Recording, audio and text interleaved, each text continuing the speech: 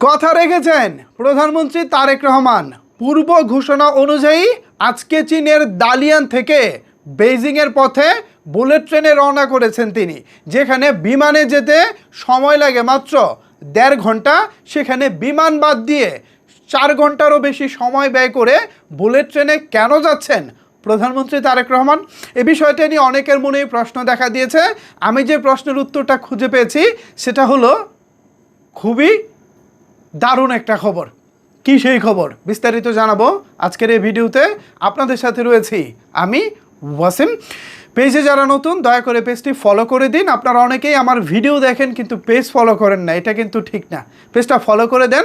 এবার চলেন মূল বিষয়ে আলোচনা করা যাক। ভিউয়ার্স, আপনারা নিশ্চয়ই জানেন দালিয়ান থেকে চীনের বেইজিংয়ে যেতে বিমানে গেলে মিনিমাম সর্বোচ্চ 1.5 ঘন্টার মতো সময় লাগে। সেখানে দালিয়ান থেকে বুলেট ট্রেনে বেইজিং যেতে সময় লাগে অলমোস্ট প্রায় 4 ঘন্টার উপরে। এখন প্রশ্ন হচ্ছে প্রধানমন্ত্রী তারেক রহমান প্রায় 2.5 ঘন্টা সময় অপচয় কেন করতেছেন? কেন তিনি বুলেট ট্রেনে বেইজিং যাচ্ছেন? যতটুকু জেনেছি সরকারের অন্দরমহলে যে আলোচনাটা চলছে সেটা হলো প্রধানমন্ত্রী তারেক রহমান এই বুলেট ট্রেনকে পরখ করে দেখতে চাচ্ছেন। এই বুলেট ট্রেনে চড়তে কেমন লাগে, এই বুলেট ট্রেন আসলে কতটুকু আরামদায়ক, কতটুকু নিরাপদ, এই বুলেট ট্রেনের সুযোগ সুবিধা আসলে কেমন।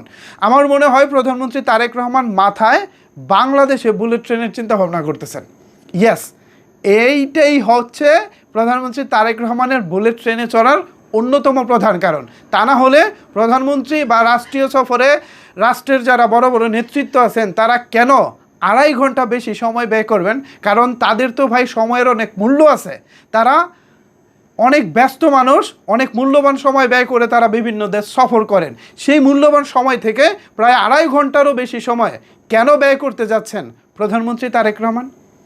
এই যে প্রশ্ন, এই প্রশ্নের উত্তর একটাই, প্রধানমন্ত্রী তারেক রহমান এই বুলেট ট্রেনকে পরখ করে দেখতে চাচ্ছেন।